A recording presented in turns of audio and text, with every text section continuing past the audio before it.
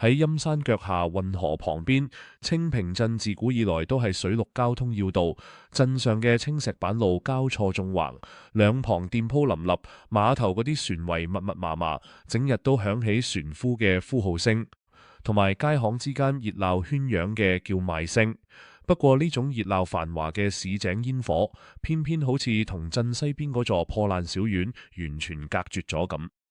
呢座小院嘅牆垣坍塌咗大半，只係用幾捆枯柴歪歪斜斜咁紮住，嚟遮風擋雨。院入面有一棵老柿樹，樹皮升落樹葉，落晒透出一股濟喪同凄涼。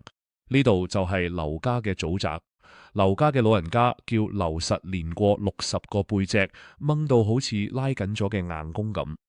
劉老頭呢一生真係苦不堪言，中年喪子，幾年前唯一嘅新抱喺生咗孫仔之後，又因為大出血撒手人寰，只係留低一個嗷嗷待哺嘅心肝緊。劉老頭抹乾眼淚，將呢個孫仔抱喺懷入面，取名叫天罪，意思係老天爺豬俾佢唯一嘅骨肉同希望。為咗領養大天珠，劉老頭食盡咗人間苦頭。清晨天未光，佢就赤腳走去運河馬頭替商船搬米，粗麻勒到佢個膊頭皮開肉，淌鮮血盡出嚟，黐住件衫，每扯一下都痛到入心入肺。中午佢又趕去鎮上嘅富戶屋企刨地劈柴、掘井修牆，換取嗰幾文微薄嘅工錢。劉天柱都算好爭氣，佢生得眉清目秀，雙眼好似星星咁閃，從小就聰明過人，過目不忘。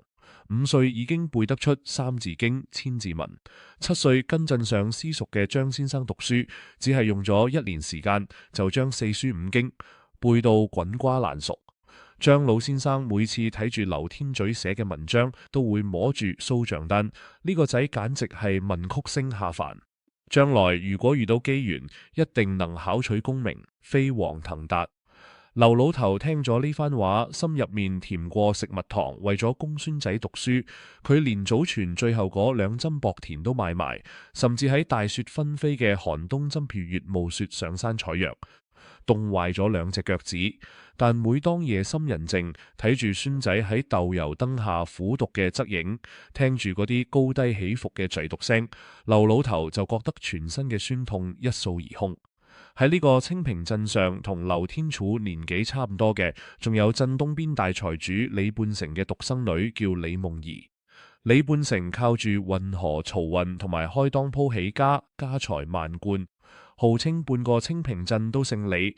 佢個女李夢兒年方16，生得好似出水芙蓉咁，腰身婀娜，眉眼之間透住一股水鄉女子嘅溫婉同靈動。因為李家同劉家小院只係隔住2條街，劉天柱同李夢兒從小一齊玩到大，捉蟋蟀、摘蓮蓬，真真正正算得上係青梅竹馬。隨住年紀點長，2個人情竇初開，劉天子嘅儒雅風采同驚世才華深深印喺李夢兒嘅心入面，而李夢兒嘅溫柔體貼同細心照顧，亦都令貧寒中嘅劉天柱感受到咗莫大嘅溫暖。時值3月春暖花開，清平鎮外嘅堤岸上，垂柳依依，微風吹過水面，泛起一層層金色嘅絹衣。劉天柱着住一身洗到發白嘅青布長衫，站喺老柳樹下手上，拎住一本發黃嘅《春秋》。李夢兒着住一身水粉色嘅羅裙，提住個精緻嘅小竹籃，偷偷地喺堤壩下行咗上嚟。天柱哥李夢兒輕聲嗌咗句，聲音好似銀鈴咁清脆，帶住幾分怕羞同歡喜。劉天柱轉過身，見到心上人，眼入面閃過一絲喜色，連忙迎上去。夢兒，你點解會嚟嘅？如果俾你爹知，你偷偷地出嚟見我，一陣間都少唔免要鬧你啦。李夢兒撇撇嘴，喺竹籃入面攞個精緻嘅漆木飯盒出嚟，揭開盒蓋，入面裝住用麵粉蒸嘅精細糕點，同埋一碗溫熱嘅龍雞湯。我爹今日去咗縣城查賬，到深夜都翻唔到嚟。我偷偷地做咗啲嘢食俾你，你睇你呢幾日為咗備考鄉試，成個人又瘦咗一大截。劉天柱睇住嗰碗香噴噴嘅雞湯，又睇住李夢兒手指上一道因為剁雞肉唔小心劃破嘅微紅傷痕，心入面感動萬分。佢拉住李夢兒從細柔嫩嘅手，眼入面滿係深情同堅定。夢兒，我劉天祖呢一生可以得到你嘅稱謂，真係三生有幸。我知道你爹嫌我屋企窮，一直想將我拒之門外，甚至仲幫你揾緊縣城嘅富家子弟。李夢兒急忙伸手按住劉天祖嘅嘴唇，眼眶微紅。天祖哥，唔好再講啦，我李夢兒呢一生認定咗你，除咗你，我邊個都唔嫁，哪怕陪你食一世粗茶淡飯，我都甘之如飴。唔得，夢兒，我絕對唔會俾你受苦。劉天楚挺起胸膛，意氣風發咁講：今年秋蟬，我一定能考中舉人。明年春蟬，我定要金榜題名。等我考取咗功名，着上大紅袍，戴上狀元帽，定會被八抬大陸十里紅妝，風風光光咁迎娶你入門。到嗰時，我要俾全清平鎮嘅人都知，你李夢兒冇睇錯人。李夢兒聽住心上人豪氣干雲嘅誓言，面上泛起兩抹紅霞，撩羞咁低低頭。佢喺懷入面拎出一個紅住並蒂蓮花散發住淡淡草藥香氣嘅香囊，塞落劉天主嘅手心。天主哥，呢個係我親手縫嘅香囊，入面裝咗我慳落嚟嘅5兩私房錢，你拎去做盤種，買啲好紙筆，我等你幾耐我都等。兩個人喺呢個春光明媚嘅柳樹下深情相擁，許下咗相守一生嘅海誓山盟。然而呢滿腔嘅赤誠同美妙嘅誓言，卻喺冥冥之中掀開咗命運沉重而殘局嘅一角。初夏時節，清平鎮嘅集市迎嚟咗最熱鬧嘅時候，南北通商嘅貨物堆滿碼頭，茶絲野、陶瓷香料嘅氣味彌漫喺空氣入面。清平橋作為連接鎮東同鎮西嘅要道，橋上橋下更加係人頭湧湧、熙熙攘攘。呢日清晨，劉天主帶住自己精心準備嘅幾篇文章，準備去拜訪城入面嘅學政老爺。同行嘅仲有佢私熟嘅同窗好友周齊明。周齊明家境小康，為人正直磊落，性格溫和沉穩。佢雖然才華比不上劉天追咁驚擠，但勝喺踏實勤勉。對劉天祖嘅才學一向佩服有加，兩個人平日交情極深。兩個人一前一後行上清平橋，只見橋頭東側圍咗一大群鄉親，圍到水泄不通，不時傳出驚呼聲同議論聲。快啲睇下劉半仙今日又擺餐啦！聽講佢前幾日幫張大戶算卦，話張大戶3日內必失財。結果張大戶隻運糧船當晚就喺運河埞淺沉咗，真係神算。劉半仙一日只算3卦，算個唔算福，算準咗先收3文錢。我哋快啲去佔個位。聽住圍觀人群嘅議論，周齊明拉咗拉劉天丑嘅袖口，笑住話：天丑兄，你聽講咗未啊？呢個橋頭新嚟嘅算命先生，人稱劉半仙。據說係龍虎山流落民間嘅奇人，摸骨測字無一唔準。今日我哋既然撞到，不如去求一卦，測下你我二人今年抽閃嘅前程點樣。劉天總聽完，嘴角微微上揚，露出讀書人特有嘅傲氣同不屑。佢搖咗搖頭話：齊明兄，聖人有云，子不與怪力亂神。我等聖賢子弟，文章建樹全憑空中萬卷書同埋一身正氣，又點可以將前途命運寄託喺江湖術士嘅虛妄言辭上？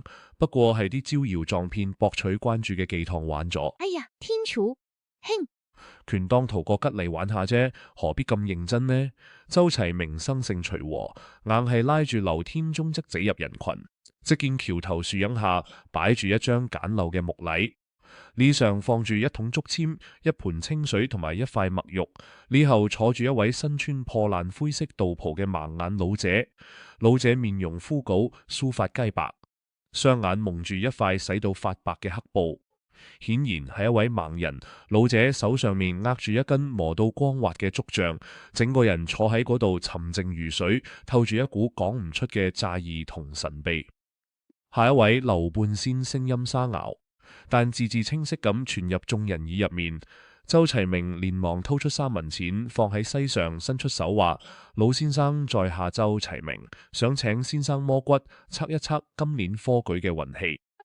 劉半仙微微抬起頭，雖然雙目失明，但黑布後面嘅眼睛好似能穿透人心咁。佢伸出枯瘦如柴嘅手指，喺周齊明嘅掌心手腕同頭骨上輕按咗幾下。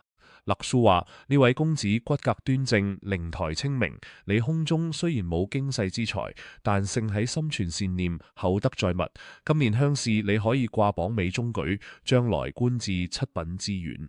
雖然冇大富大貴，但可以子孫滿堂，平安順遂，得以善終。周齊明聽咗，心入面大喜過望，連忙拱手話：多謝先生吉言。如果可以中舉為官，造福一方，周某足矣。為官嘅鄉親紛紛讚靚劉半仙講嘢得體。周齊明轉身拉住劉天草：天清到你啦，快啲嚟試下啦。劉天草被眾人圍觀，唔好意思掃咗好友嘅面子，只得冷笑一聲，走上前去，隨手喺竹筒入面抽出一支竹籤，輕蔑咁扔喺禮上。老先生，我都係測科舉，你且睇下我可以考個咩功名。劉半仙冇去摸嗰支竹籤，而係慢慢伸出手，枯瘦嘅手指輕輕停喺劉天主嘅額頭同圓骨處，指尖剛一接觸到劉天主嘅皮膚。劉半仙嘅身子猛咁震咗一下，只見呢位盲眼老者面色大變，原本平靜如水嘅神態，瞬間被一股極度嘅震撼同凝重取代。佢收回手指，叉指疾算，眉頭越扭越緊，嘴入面不停念叨住奇異嘅干支卦象。老先生點啊？係咪俾我天曹兄嘅才氣嚇親啦？周齊明喺旁邊打趣話，周圍嘅鄉親亦都跟住哄笑起身。劉半仙呢個係我哋清平鎮第一才子劉天楚呀，將嚟要做大官嘅。劉半仙沉默咗好耐，長長咁靚咗一口氣，聲音帶住一絲凄涼同無奈，聞達三江灰聲點斗：呢位公子老夫觀你骨相，你乃極貴之名。明年春駢你唔單止能金榜題名，更能破天荒高中新科狀元，將來平步青雲，入主朝堂，官拜眾臣。呢句說話一出，全場爆發出勒動嘅喝彩聲。狀元啊！我哋清平鎮要出狀元啦！劉老頭苦咗一世，終於要熬出頭啦！劉天祖聽咗呢番話，心入面嘅傲氣同得意頓時翻湧而上。佢微微昂起頭，冷笑話：老先生都係個識講嘢嘅。既然我可以高中狀元，咁你又為何要諗氣呢？劉半仙抬起頭看向劉天祖，沉聲話：公子造化弄人，助福相依。老夫掟氣並非因為你嘅功名，而係因為你嘅姻緣。姻緣。劉天祖一愣：我嘅姻緣點啊？劉半仙慢慢站起身，用手上面拿住嘅竹杖指住清平橋嘅橋洞下面。眾人順住竹杖嘅方向睇去，只見陰暗潮濕嘅橋洞角落入面，堆住一堆爛草，爛草堆上蹲住一個全身污糟邋遢嘅老婦人。嗰個老婦人頭髮花白，好似嫩麻，滿面係深邃，好似溝殼嘅皺紋，身上着住一件散發住惡臭嘅破爛麻布衫，手入面拎住個缺咗口嘅破瓷碗，正瑟瑟發抖咁向過路人乞討剩飯殘渣。睇嗰個年紀，起碼都有60幾歲。劉半仙收回竹杖，語氣低沉而冰冷，字字如鐵。公子，你命格雖然高貴，但心存傲睨，貪戀紅塵功利。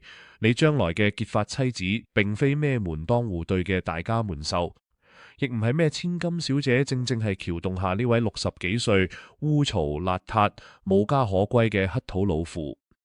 清平橋上瞬間無着無聲，所有嘅笑聲同議論聲戛然而止。下一刻，全場爆發出比剛才強烈10倍嘅嘲笑同鬧聲。哈哈哈！劉半仙，你真係老糊塗啦！天主今年不過19歲，生得風流倜儂，又係未來嘅狀元郎，點可能娶一個60幾歲嘅乞衣婆？就係咯，簡直係荒橫絕倫。呢個老道士肯定喺度胡言亂語。賣豆腐嘅王二更加係吐咗口水。呸！妻我仲以為佢係神仙，原來係個胡說八道嘅大騙子。劉天子嘅面色瞬間由白轉紅，又由紅轉鐵青。佢只覺得自己受到咗前所未有嘅奇恥大辱。喺自己風華正茂、前途無量之際，竟然被一個江湖術士斷言要娶一個哈嘻嘻嘅怪佬乞衣婆。一派胡言荒語絕倫。劉天祖猛咁拍喺，將禮上嘅水盤震到水花四濺。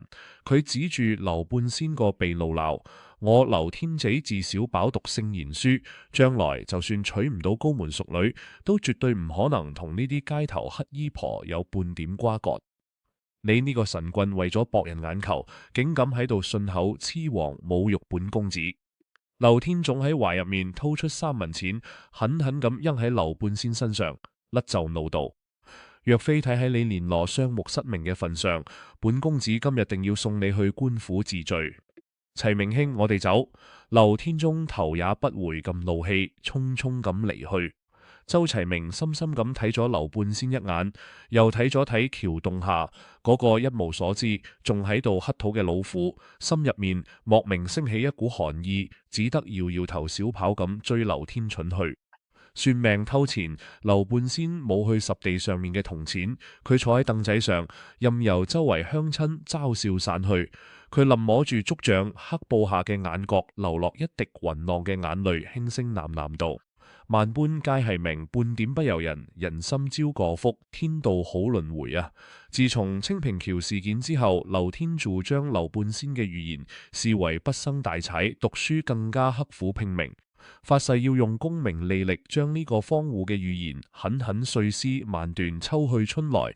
轉眼到咗科舉之年，劉天柱不負眾望，喺省城鄉試入面一舉奪魁，高中解元。捷報傳回清平鎮，劉家小院第一次響起咗歡快嘅鞭炮聲。李半成雖然依舊睇唔起劉家嘅貧寒，但礙於劉天子解元嘅身份，亦唔好再公開逼李夢兒相親，只得聽之任之。明年初春，京城春駢喺即劉天柱需要進京趕考，然而從清平鎮到京城數千里之流，車馬費、住宿費、打點費用數目唔細。劉家早已經壓晒家當，傾家拉產，再亦拎唔出半文錢嚟。睇住孫仔皺眉冷色、一籌莫展嘅樣，劉老頭急到背住人喺後院偷偷抹眼淚，甚至動咗賣埋祖宅嘅念頭。就喺呢個關頭，李夢兒偷偷地嚟到劉家深夜嘅小院入面。李夢兒喺斗篷下掏出一個沉甸甸嘅布包，放喺劉天床面前嘅椅上。布包打開，入面竟係閃閃發光嘅30兩白銀，同埋一套李夢兒連夜親手縫製嘅厚實棉袍同靴子。夢兒，你點會有咁多銀兩啊？劉天濟震驚咁問。李夢兒眼圈泛紅，低聲話：天之哥，呢個係我將阿媽留俾我唯一嘅遺物，嗰對金手東偷偷拎去當鋪當咗換翻嚟嘅。你拎住呢啲錢租一輛好馬車，路上食好穿好千萬，唔好委屈咗自己。劉天柱睇住嗰啲沉甸甸嘅銀，又睇住李夢兒光瓷嘅手腕，感動到無以復加。佢猛咁將李夢兒緊緊抱喺懷入面發誓：夢兒，你對我嘅恩情，我劉天柱永生永世唔會忘記。等我到咗京城高中狀元之日，就係我八抬大陸嚟娶你之時。如果有違背，天打雷劈。李夢兒靠喺劉天柱懷入面，幸福咁閉上咗眼睛。幾日後，劉天柱同埋同中舉人嘅周齊明一道，踏上咗前往京城嘅千里征途。一路上風餐露宿，跋山涉水，劉天草胸懷大志，夜夜喺吹站挑燈夜讀。周齊明睇住好友咁刻苦，心入面既敬佩又欣慰。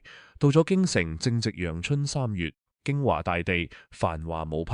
禮部貢院門前，嚟自全國各地嘅數千名舉子雲集喺呢度。3場考試9天7夜，喺敖澤潮濕嘅號舍入面，劉天盡文思泉湧，下筆如有神助。佢嘅文章唔單止字跡工整，好似印刷咁，更加將治國安邦、整頓吏治、發展經濟嘅方略論述得精演，獨到的地有聲。主考官閱卷嗰陣，拍案叫絕。直呼呢個係百年難得一見嘅國士之才。放榜嗰日，貢院門前擠到水泄不通。周齊明拉住劉天仔擠入人群，只見嗰個高高掛起嘅金榜最頂端，赫然寫住3個大字：劉天柱中咗天柱兄，你高中狀元啦！周齊明激動到大喊大叫，抱住劉天柱大笑。下一刻，宮中差役吹響咗黎北，金吾偉開道。皇帝喺紫禁城金鑭殿上親自召見，聽完劉天祖對答如流嘅殿試辯論之後，皇帝龍顏大悅，當即御筆一揮，致劉天祖為新科狀元，授翰林院修撰。紅勝火嘅大紅袍穿喺身上，3層高嘅狀元帽戴喺頭上，劉天仲騎住高頭大馬喺禁軍嘅護衛下遊街示眾，京城街頭萬人空巷，無數便國女子推開窗戶，投落鮮花同香囊。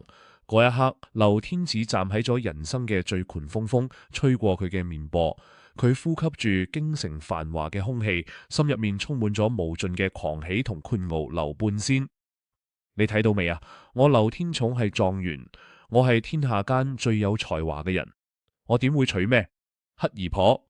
你呢個該死嘅預言徹底破滅咗啦！劉天寵喺心入面歇斯底里咁日喊，不過佢並唔知命運最殘酷嘅陷阱，先剛剛喺佢腳下慢慢張開。遊街3日，盛項空前，作為新科狀元。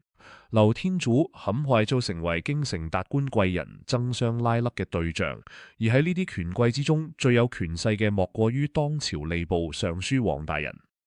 王大人係3朝元老，掌管天下文官升遷豁免，朝中黨羽眾多，權傾朝野。呢日晚間，王尚書喺私底設宴，專門款待新科狀元劉天祖。王府內張燈結綵，珠光寶氣，酒池肉林。奢華至極，宴席上，王尚書頻頻向劉天濟敬酒，讚覽道狀元郎文章絕世，風采翩翩。老夫喺招數實在，罕見好似賢見呢般年輕有為之才啊！劉天濟連忙起身咆哮：尚書大人過譽啦，晚生不過係運氣好毀咗，日後喺朝中仲望尚書大人多多提樓指教。王尚書哈哈大笑，摸咗摸 ，whoops！眼入面閃過一絲精光，試探咁開口言疾啊！老夫有一事相問，你年紀輕輕，功名已，就唔知喺家鄉可曾娶妻納妾啊？呢個問題一出，劉天主嘅心猛咁跳咗一下，佢嘅腦海入面瞬間浮現出清平鎮柳樹下嘅李夢兒，想起咗佢幫自己當掉嘅金手洞，想起咗佢嗰溫柔眷戀嘅眼神同埋5兩私房錢。不過睇住眼前高不可攀嘅尚書府，睇住王尚書嗰深邃無比、帶住試探同威嚴嘅目光，劉天珠嘅理智瞬間被瘋狂嘅貪婪同野心吞噬咗。佢非常清楚，如果自己承認老家有未婚妻李夢兒，唔單止會得罪王尚書，錯過呢個千載難逢嘅靠山，甚至可能被朝中權貴打壓，一輩子喺翰林院清貧嗰度日。但如果能成為王尚書嘅女婿，有皇家喺朝中嘅勢力護航，自己幾年之內就可以平步青雲，甚至入閣拜相。夢兒，唔好怪我，等你到咗京城，我立你為妾，俾你用唔盡嘅榮華富貴就係咯。劉天闖喺心入面瘋狂咁自我安慰。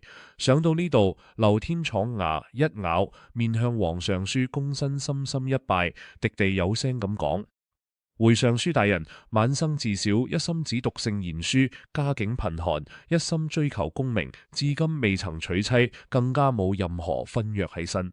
王尚書聽咗，眼入面露出極度滿意嘅神色，拍案大笑：好一個一心讀聖賢書。賢劍呀，老夫有一親劍女，名叫黃漏嬌。老夫早年喪兄時，呢個劍女如己出，佢溫婉賢淑，知書識禮。老夫睇賢劫同溜溜乃係天作之合，唔知賢劫意下如何。劉天基大喜過望，當即卜通一聲跪倒喺地，叩頭如9算。承蒙尚書大人不棄，晚生粉身碎骨，難報大人提老之恩，晚生願意。雙方一拍即合，婚禮定喺半個月後。半個月內，王尚書親自上奏，朝廷皇帝處分，狀元娶親，尚書抬嫁。呢場婚禮勒動咗整個京城。洞房花燭夜，金榜題名時，狀元府內紅燭高照，香氣散漫。劉天祖飲到酩酊大醉，滿面春風咁推開洞房嘅門，睇住坐喺床榻上頭戴鳳冠霞帔嘅新娘。劉天祖心入面無比得意，佢拎起椅上嘅真金稱紋，傍住輕快嘅腳步走到床前，柔聲話：夫人，為夫嚟幫你揭蓋頭啦。劉天柱用秤柱挑起紅蓋頭，慢慢向上抬去。然而當紅蓋頭落下一刻，劉天柱面上面嘅笑容瞬間凝固，緊接着瞳孔驟然收縮，整個人好似被五雷獵頂咁嚇到連連倒退咗3步，手上嘅秤鉗啪嗒一聲摔喺地面上。只見蓋頭下嘅黃小姐身材極度慵處，粗壯頸短到幾乎睇唔見。更加令人作嘔嘅係，佢嗰張面填滿咗粒粒突突嘅麻子，嘴唇翻起，露出一口黃牙，左上面仲長住一大塊帶住黑毛嘅巨痣。此刻嘅黃黏喵正瞪住一對三角眼，兇神惡煞咁睇住劉天珠，粗聲粗氣咁鬧：睇咩睇啊？未睇過美人啊？仲愣住喺度做咩？仲唔快啲過嚟侍候本小姐脫鞋洗腳？劉天嘴只覺得胃入面一陣劇烈，翻江倒海，險嗰啲當場嘔出嚟。原來呢個黃妞嬌係京城赫赫有名嘅醜女暴婦，因為其相貌極其醜陋，脾氣兇殘暴躁，動船打鬧下人。京城嘅名門望族公侯千金，冇一人敢娶皇上書。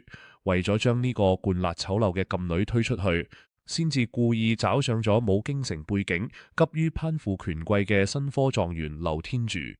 天啊！我到底娶咗個咩怪物翻嚟啊？劉天柱窒坐喺凳仔上，欲哭無淚，心入面充滿咗無盡嘅悔恨同痛苦。然而木已成舟，面對皇上書嘅滔天權勢，佢只能強忍住咁深含淚走上前去，好似個奴才咁。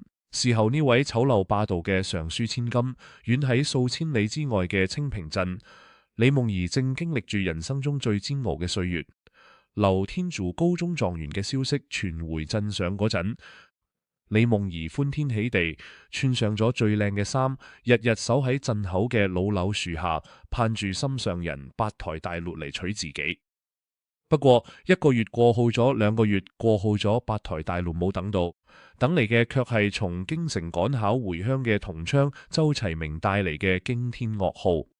呢日下午，周齊明失魂落魄咁嚟到，李家睇住滿面期待嘅李夢兒，長嘆一口氣，將劉天柱喺京城引婚婚約、迎娶皇上書醜劍女嘅消息一五一十咁講咗出嚟。唔可能，齊明哥，你騙我天柱哥唔會咁對我嘅。李夢兒如遭雷擊，面色慘白如紙，寬劇裂夢頭，眼淚奪眶而出。周齊明睇住痛苦萬分嘅李夢兒，咬牙切齒咁怒鬧：夢兒姑娘周某絕無半字假話。劉天草嗰個狗賊為咗榮華富貴，喺皇上書面前發誓，話自己未曾娶妻，毫無婚約。佢早已被功名利祿蒙蔽咗狗眼，將你張劉老頭完全拋諸腦後啦。李夢兒只覺得天旋地轉，眼前一黑，當場昏倒喺地。更加雪上加霜嘅係，幾日後李夢兒頻繁嘔吐，請嚟大夫一把脈，李夢兒竟然已經有咗2個月嘅身孕，正正係劉天嘴臨行前嗰個夜晚流落嘅骨肉。喺嗰個封建禮教嚴苛至極嘅時代，女子未婚先孕乃係敗壞門風嘅大罪。李半成得知後暴跳如雷，拎住煙斗狠狠抽打李夢兒，鬧佢嘅丟盡咗李家嘅面，甚至買嚟嗰胎藥要強行灌俾李夢兒，將佢趕出家門。唔得，肚入面嘅心肝係無辜嘅，天賜哥一定係受咗權貴嘅後逼，我要去京城揾佢，我要問個清楚。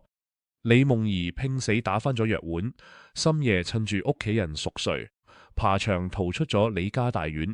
佢懷揣住對劉天寵最後嘅一絲幻想，拖住有孕喺身嘅虛弱身雄，憑住一口氣踏上咗前往京城嘅千里尋夫之路。一路上風餐露宿，受盡咗人間嘅白眼同折磨。李夢兒嘅布鞋早磨爛咗雙腳，踩喺碎石仔上，血肉模糊。為咗慳錢俾肚入面嘅心肝買嘢食，佢一日只食半個硬邦邦嘅乾餅，餓咗就飲一口路邊嘅河水。到咗北方天降大雨，李夢兒被淋到全身發燒，險啲小產喺荒郊野外嘅破廟入面。但憑住母愛嘅偉大同對真相嘅執念，3個月後，佢終於喺一個陰雨濛濛嘅午後摸索到咗京城嘅狀元府門前。此刻嘅狀元府高大宏偉，朱漆大門，石獅威嚴，衣衫褪住，面容憔悴，挺住明顯大肚嘅李夢兒，趴喺府門前拼命敲響門環。府內劉天柱正因為喺後堂被黃椒夾咗2巴而悶悶不樂。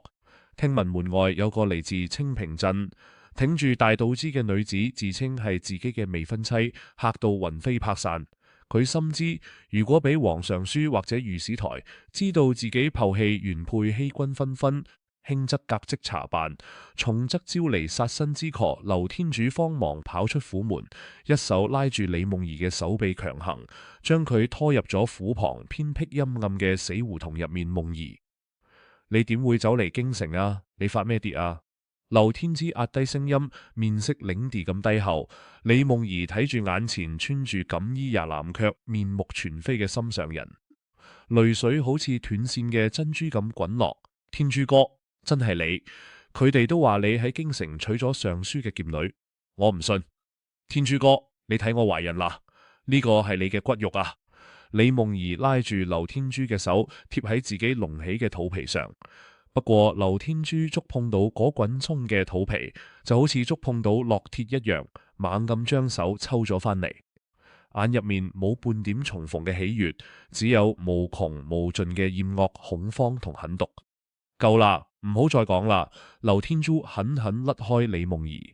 李夢兒，你知唔知我依家係咩身份啊？我係朝廷嘅狀元，係尚書府嘅女婿，你跑嚟呢度胡鬧，挺住個大肚子喺門前招搖，係想害死我啊！李夢兒不敢置信咁睇住劉天仲心喺一串串碎裂，害你，天珠哥，當年喺柳樹下係邊個對我發誓話高中狀元就八抬大陸娶我？係邊個拎咗我當首東嘅30兩銀做盤蟲？我依家有咗你嘅骨肉，受盡咗世人嘅渣打跑嚟揾你，你竟然話我害你！劉天喘眼入面閃過一絲愧疚，但好快被功利嘅冷酷取代佢。從懷入面拿出幾張面額100兩嘅銀票，狠狠砸喺李夢兒面上。呢度係500兩銀，足夠你喺別嘅地方買屋買地，過一輩子富貴日子啦。你拎住錢立刻離開京城，揾個大夫將肚入面嘅孽種落咗佢。以後永遠唔好再嚟京城，亦唔好向任何人提起我同你嘅過號，就當我已經死咗。孽種？你叫你嘅親生骨肉做孽種？李夢兒睇住飄散喺雨水入面嘅銀票，發出絕望而淒厲嘅尖笑。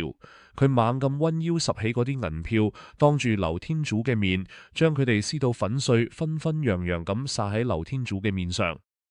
劉天澤，我睇錯咗你。你為咗榮華富貴，拋棄良知，連自己嘅骨肉都唔要。你豬狗不如，你會遭報應嘅。天理循環，你一定會遭報應嘅。李夢兒指住劉天主個鼻大鬧。劉天走惱羞成怒，惡向膽邊生之人，俾面唔要面嚟人。就喺劉天走準備叫家丁將李夢兒暗中扼死，扔入運河滅口嘅關鍵時刻，一聲暴喝從胡同口傳咗過嚟，住手！劉天續，你敢動佢一下試下？只見周齊明撐住一把油紙撐，怒氣沖沖咁趕咗過嚟。周齊明如今亦喺京城任戶部小官，佢今日恰好路過撞見咗呢個喪盡天良嘅一幕。周齊明衝上前去，一腳將劉天總踢開，將搖搖欲追嘅李夢兒護喺身後。周齊明，呢個係我嘅家事，輪唔到你插手。劉天珠色厲內荏咁口道。周齊明睇住眼前衣冠禽獸嘅劉天珠，眼入面充滿咗無盡嘅鄙夷同冧怒。劉天珠，你讀書讀到狗肚入面去啦！夢兒姑娘為你付出咗一切，你卻如此絕情絕義，你真以為攀上咗皇上書就可以遮天蔽日咩？多行不義必自蝕。我哋走。周齊明脫落自己嘅厚棉袍，披喺李夢兒身上。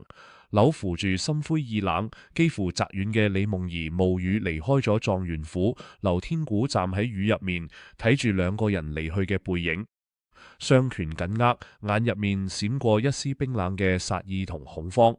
李夢兒被周齊明帶返咗自己嘅私邸安置。周齊明請嚟京城最好嘅婦科大夫幫李夢兒調理身體。又買嚟補品細心照料。喺周齊明無微不至嘅關懷同鼓練下，李夢兒終於挺過咗難關。1個月後，喺一個風雪交加嘅夜晚，李夢兒順利生落咗一名健康嘅男嬰。周齊明睇住嗰個可愛嘅 BB，主動認作義子，並親自教導。兩個人之間漸漸產生咗超越尋常嘅情感。而另一邊，狀元府內嘅劉天竺日子卻鐵底淪為咗地獄。由於佢冇權冇勢，完全依附於皇家醜陋粗暴嘅黃妖，喺府內對佢動訟打鬧，肆意凌辱，稍有唔順心，黃雕就掌逐佢，用鐵針扎佢嘅大腿，甚至逼佢跪喺地上面幫自己倒嘢受。劉天竺喺人前係風光嘅狀元郎，人後卻連皇家嘅一條狗都不如。巨大嘅痛苦同壓抑令劉天竺嘅心態鐵底扭曲變形。既然喺老婆呢度得唔到尊嚴同溫暖，劉天竺就將陰暗嘅目光投向咗府入面嘅丫鬟們。冇過幾耐，劉天竺就同黃溜嬌身邊一名年輕貌美、心機深沉嘅丫鬟小翠勾搭喺一齊。兩個人趁住黃溜嬌出門拜佛之際，喺偏房內暗通款曲，打得火熱。呢個小翠亦係個野心勃勃之輩，佢唔甘心一輩子做丫鬟，就喺劉天耳邊吹枕頭風。老爺，你堂堂狀元郎，憑咩天天受嗰個醜八怪嘅氣？如果嗰個醜八怪死咗，尚書大人為咗家醜唔外揚，定會讓你順理成章咁接管皇家嘅產業，到嗰時再將婢子扶正，係唔係美哉？小翠嘅話好似魔鬼嘅遊技，瞬間點燃咗劉天闖心入面嘅殺機。冇錯，毒死佢，只要呢個醜八怪死咗，我就解脫啦。劉天闖眼入面凶光不露。幾日後，劉天總透過黑市花重金買嚟咗一包無色無味嘅劇毒砒霜。呢日深夜，黃妞妞喺房入面打牌翻嚟，口乾舌燥。劉天總強忍住禁心，親自下廚熬製咗一碗甜美嘅燕窩羹，將一整包砒霜偷偷倒咗入羹湯入面，端住木托盤送入咗黃有腰嘅面房。夫人，你辛苦啦，為夫親自為你熬咗燕窩羹，你趁熱飲咗佢啦。劉天糟皮笑住將毒羹遞咗過號。不過劉天做夢都冇想到，嗰個丫鬟小翠根本唔係真心愛佢。小翠害怕謀害尚書千金事情敗露，被株連九族。早喺半個時辰前，為咗自保同上族，就將劉天族買毒藥下毒嘅計劃一五一十咁向黃尚書同黃溜嬌告發。黃溜溜睇住眼前嘅毒羹，冷笑一聲，猛咁一巴掌將隻碗打翻，砸到碎晒毒湯籠。喺地上瞬間冒起咗刺鼻嘅白煙，將撒懵褲食到吱吱作響。好你個狼心狗肺嘅劉天珠，竟然敢下毒害本小姐！黃溜溜暴怒長吼，下一刻房門被猛咁撞開，黃尚書帶住數十名持刀嘅禁軍同御史台官差破門而入，逆襲敢害我劍女。黃尚書面色鐵青，厲聲怒吼。搜查官差很快喺劉天主嘅書房暗格入面搜出咗剩餘嘅砒霜同小翠嘅證詞，證據確鑿，鐵證如山。劉天柱嚇到真軟喺地撂咗一地，拼命叩頭求援，尚書大人開恩呀！下官一時糊塗，下官知錯啦。黃尚書睇住呢個自己一手提拔卻包藏過心嘅白眼狼，厭惡咁揮咗揮手壓落去。明日早朝，本官要親自奏明聖上。次日早朝，紫禁城金阆殿上，黃尚書同多位御史聯合上奏，揭發咗新科狀元劉天主隱婚婚約、欺君犯上、停妻再娶、拋棄原配、私通丫鬟、敗壞犒賞、投毒、謀害發妻等數10條滔天罪狀。皇帝聞訊龍顏大怒，拍案鬧道，歲首皇臣枉讀聖言。呢等狼心狗肺之徒，乃我趙科舉之妻。皇帝當即下旨，將劉天祖革去狀元功名，削去官職，重打40隻杖，發配原籍清平鎮，交由地方官府嚴加管束，永不錄用。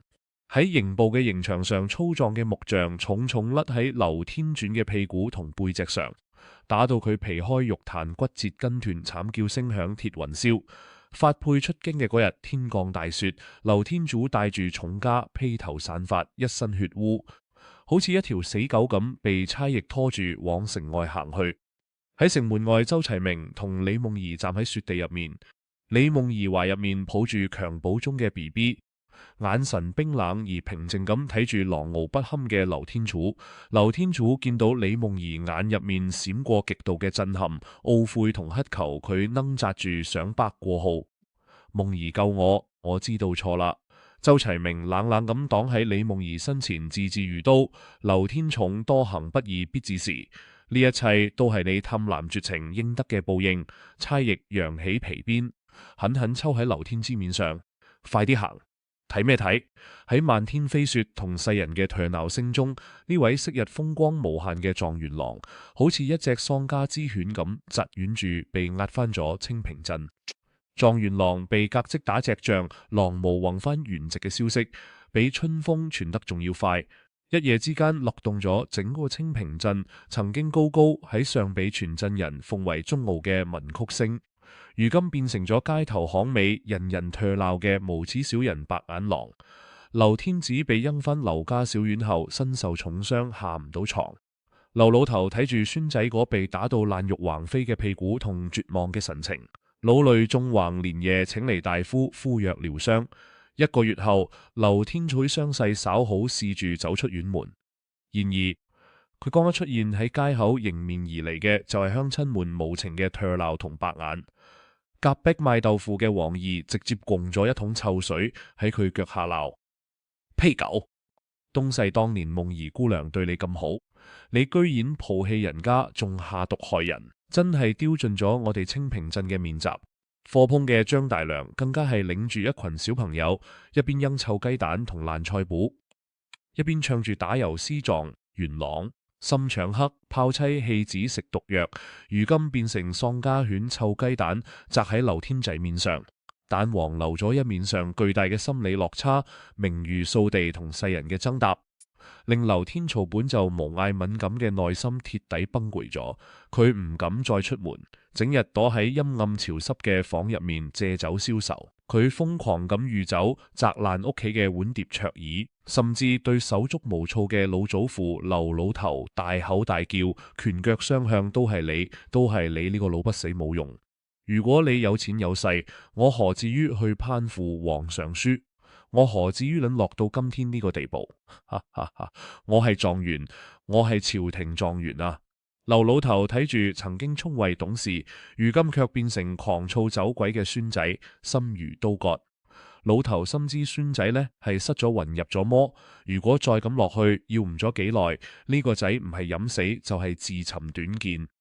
天主啊，係爺爺冇用，但日子仲要過㗎。我哋娶個老婆，安個家，生個骨肉，重新開始好唔好？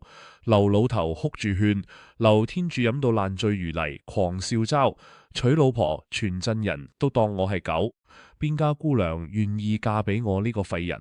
劉老頭咬咬牙，眼入面閃過一絲決絕，為咗能讓孫仔重新燃起活落去嘅希望，劉老頭翻箱倒櫃，掏出咗自己多年積嚟，原本準備留住買棺材嘅30兩銀老頭，步履良中咁嚟到咗鎮上嘅牙婆張嫂屋企。張嫂啊，求求你幫我家天楚尋門親事啦！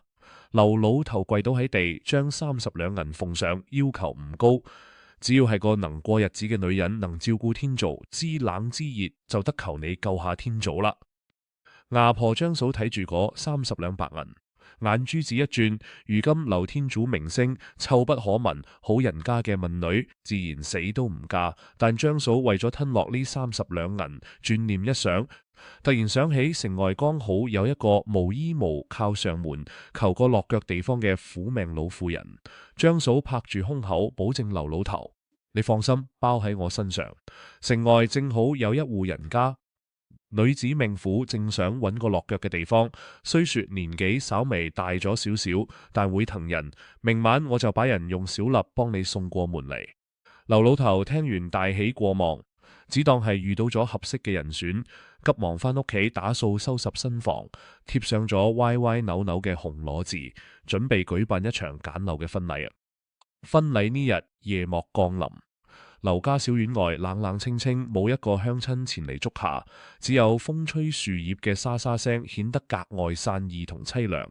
劉天主俾劉老頭強行灌咗幾碗醒酒湯，換上咗一身洗到發紅嘅舊新郎官袍，木然咁坐喺新房嘅床沿上，佢嘅眼神空洞，無光嘴入面依舊喃喃自語住關於狀元嘅風話。吱呀門開咗，一頂破舊嘅小鹿喺夜色中將新娘抬入咗劉家小院，冇喧天嘅流밤，亦冇歡聲笑語，喺牙婆嘅催促下，兩個人草草拜咗天地，新娘就被扶入咗新房，坐喺咗床榻另一邊，劉老頭拉住劉天造嘅手，眼角含淚話：天造以後好好同人家過日子，唔好再折騰啦。講完，老頭關上房門，退咗出去。新房內一盞豆油燈散發住慘紅微弱嘅光芒，劉天造歪喺床邊，醉眼惺忪咁睇住坐喺旁邊嘅新娘。只見嗰個新娘身材鳩黃矮小，穿住一件粗布紅袍，頭上蓋住一塊洗到褪色嘅紅布，坐喺嗰度一動唔動。我劉天造當年係何等風光，如今竟然淪落到要娶個唔知底細嘅粗鄙鄉村婦人。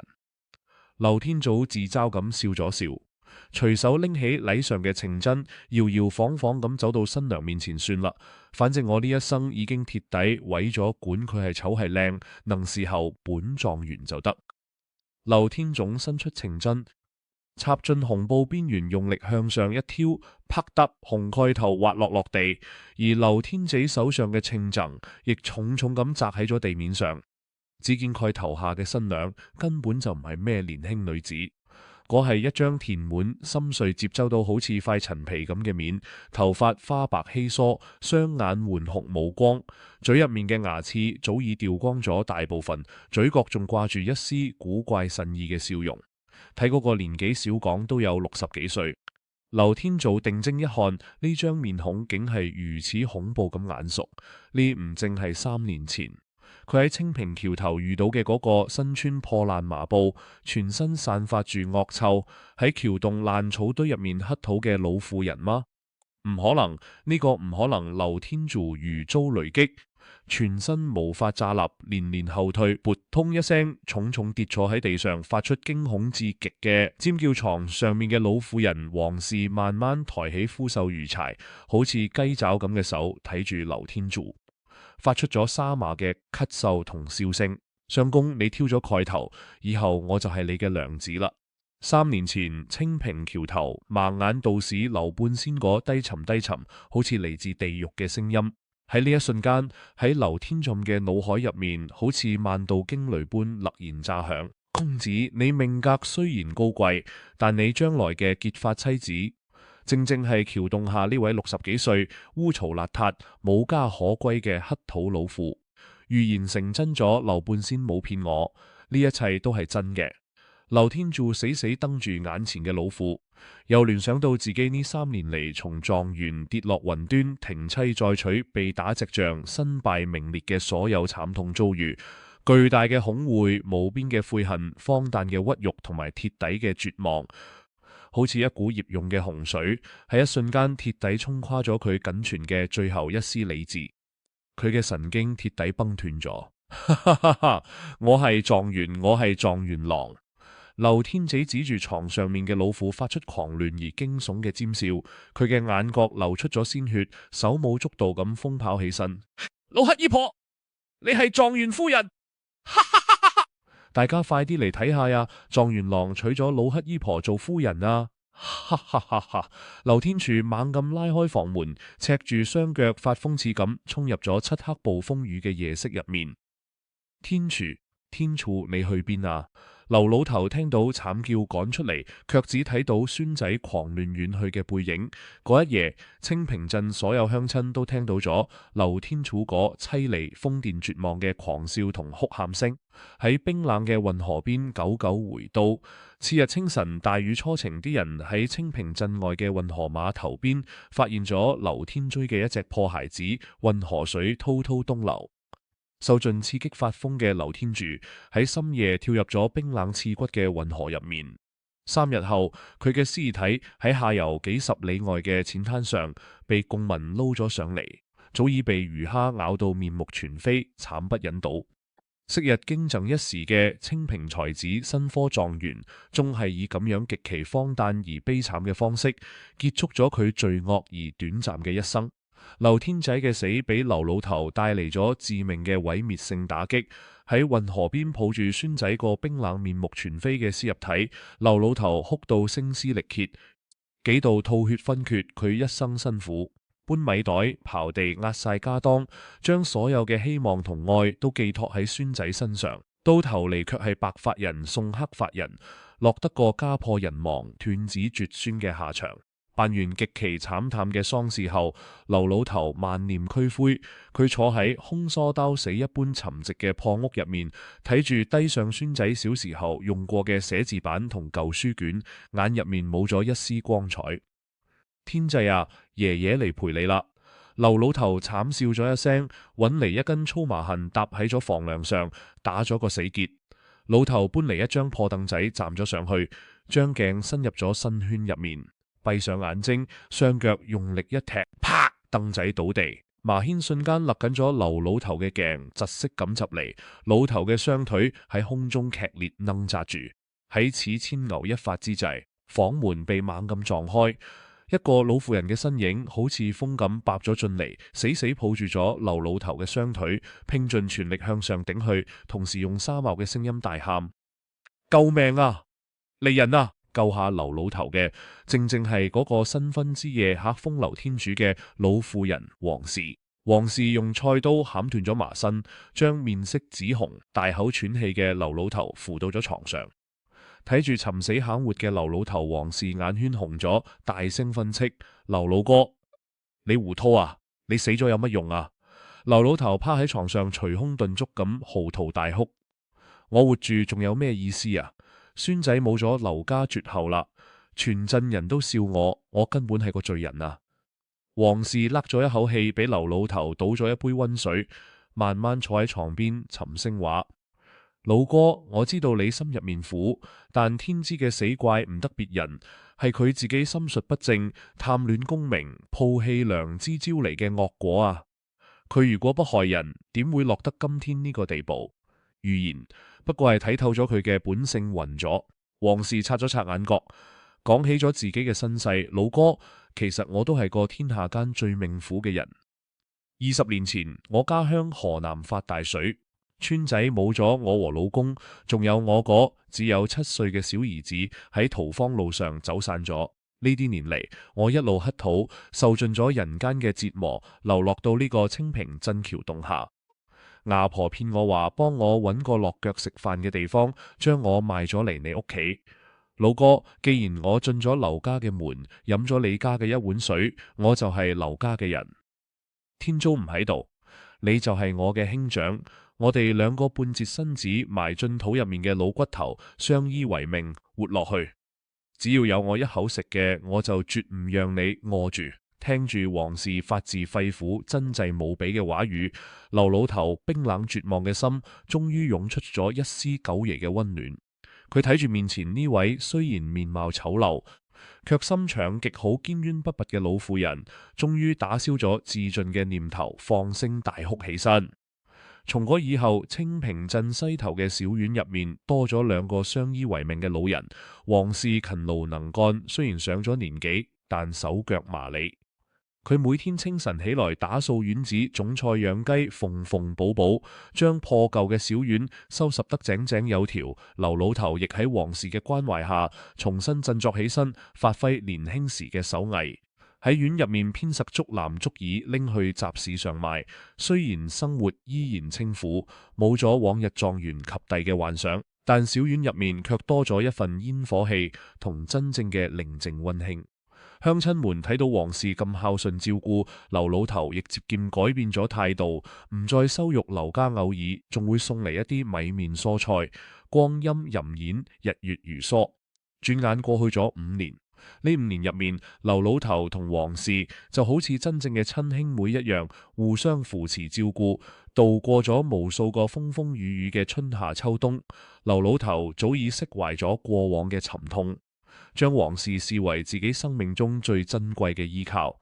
呢一年秋天，清平鎮嘅街道上突然傳嚟咗一陣陣鹿鳴如雷嘅馬蹄聲同車輪聲。只見一隊氣派非凡、由數十輛豪華馬車同數百名護衛組成嘅龐大商隊，浩浩多咁擠入咗清平鎮。領頭嘅係一位身穿紫金錦袍、腰佩羊脂白玉，年約27、28歲氣度威嚴不凡嘅中年富商。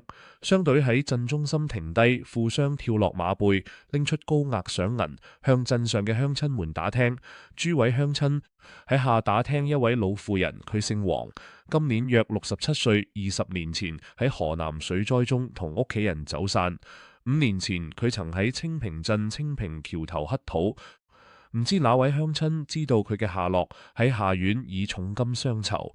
鄉親們聽咗紛紛大驚失色，你唔係劉老頭屋企如今嘅大娘黃氏咩？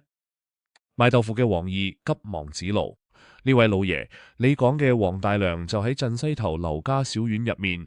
富商聽完，雙眼瞬間爆發出滔天嘅激動同淚水，騎上快馬帶住商隊直奔鎮西頭而去。破舊嘅小院門前，富商蒙頭咁推開咗木門院子，入面黃氏正坐喺陽光下，微笑咁幫劉老頭掹住曬乾嘅栗子。聽到門響，黃氏抬起頭嚟，四目相對嘅一瞬間，富商睇住老婦人嗰雖然衰老卻無比熟悉嘅面容，以及左耳垂上嘅嗰顆小紅痣，撲通一聲重重跪倒喺地，嚎啕大哭：阿媽呀！兒子揾咗你整整20年啦！黃氏手入面嘅栗子躝咗一地，佢揉咗揉混毒嘅雙眼，死死瞪住眼前嘅年輕人，淚水如決堤般湧出。阿孫，真係我嘅阿孫！母子二人緊緊擁抱喺一齊，抱頭痛哭，聲震小院。原來當年喺水災中走散嘅阿孫，幸運咁被一位過往嘅大徽商收為養子。阿孫聰明絕頂，經商天賦異登，幾年落嚟，將生意做到咗全國各地，積累咗富可敵國嘅財富，成為咗天下聞名嘅紅頂商人。發跡之後，阿孫從未忘記尋找阿媽。佢動用咗無盡嘅財力同人脈，歷經10幾年搜尋，終於喺近期查到阿媽當年流落到咗清平鎮，並被賣到咗劉家母子重逢，天地同悲同喜。阿孫抹乾眼淚，睇到咗喺一旁手足無措嘅劉老頭黃氏，急忙拉住兒子嘅手，將呢5年嚟自己點樣同劉老頭相依為命，劉老頭點樣將自己當親人對待嘅事情，一五一十咁講咗出嚟。阿孫聽後滿懷感激，恭恭敬敬咁走到劉老頭面前，整理衣冠，躬身叩首拜到底。劉伯父，多謝你呢5年嚟對我阿媽嘅照顧同包容，若無伯父收留，我阿媽恐怕早已凍我死喺街頭。你對我母子嘅恩情重於泰山。劉老頭連忙扶起富商，使不得啊，老爺，係黃妹救咗我嘅命啊！阿孫當即宣布，伯父，我阿媽離唔開你，你亦無依無靠，請你隨我哋一道前往城入面嘅總號大宅。從今往後，你就係我嘅親伯父。我阿孫為你2位老人家養老送終，讓你2位老人家共享晚年嘅榮華富貴。幾日後喺清平鎮全鎮鄉親結務、敬佩同希禁嘅歡呼聲中，劉老頭同黃氏坐上咗鋪住軟榻嘅豪華馬車，喺龐大商隊嘅護送下，前往城入面嘅大宅，享福去咗2位歷經人間無數苦難嘅老人，喺晚年終於過上咗子孫環繞、錦衣玉食嘅幸福生活。而喺數百里外嘅另一座名城，另一段因果亦喺綻放住溫暖嘅光芒。當年救下李夢兒同心肝件嘅周齊明，因為品德高尚、政績卓著，被朝廷提升為地方知縣。周齊明深愛住堅穩善良嘅李夢兒，不顧世俗嘅眼光，正式迎娶李夢兒為正妻。李夢兒同劉天柱嘅心肝感漸漸長大。周齊明視如己出，取名叫周念善，親自教佢讀書做人。後來李夢兒又為周齊明生落咗1仔1女，一家人尊老愛幼，和睦美滿，成為咗當地人人讚紀嘅模範家庭。又係一年清明節，清平鎮外嘅運河邊，柳絲麻麻，春水多樣，老柳樹下嘅茶亭入面，一位白髮就遭眼蒙黑布嘅老者，正坐喺嗰度悠閒咁品住清茶，正係當年一語成誦嘅劉半仙。周齊明帶住李夢兒以及長大咗嘅周念善回鄉掃墓省親，路過茶亭，見到劉半仙，急忙上前施禮拜見周齊明，感慨萬千咁話：老先生，當年你喺清平橋頭對劉天主許諾嘅預言，如今皆已應驗。劉天濟探功名，炮製侵害發妻，最終發瘋跳河。而黃氏老人家善良堅穩，終得母子重逢，晚年安樂。呢世間嘅因果命運難道真係早已注定？劉半仙微微一笑，放下茶杯，黑布下嘅面容透住一股睇破紅塵嘅滯喪同睿智悠悠講：周大人，你錯啦，老夫當年所算並非天命不可違，而係人心自招我福啊！劉半仙冧疏慢慢道來，劉天草若能守住本心，不負夢兒姑娘之情，不談權貴功利之由，佢又點會一步步走入絕境？嗰個乞衣婆黃氏，本來只係佢生命中嘅一道考驗，係佢心入面嘅氹男餓嗌同殘忍，將佢自己推向咗風奮跳河嘅森林。相反，夢兒姑娘同周大人心存善念，重情重義，故能化坎坷為祥和，苦盡甘來。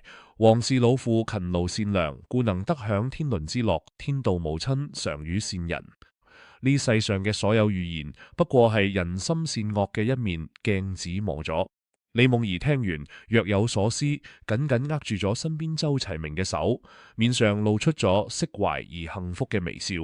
遠處嘅運河水滔滔東流，帶走咗過往所有嘅恩怨同貪親叛念，唯留下嗰濃濃嘅善意同人間真情，喺天地之間永濃流傳。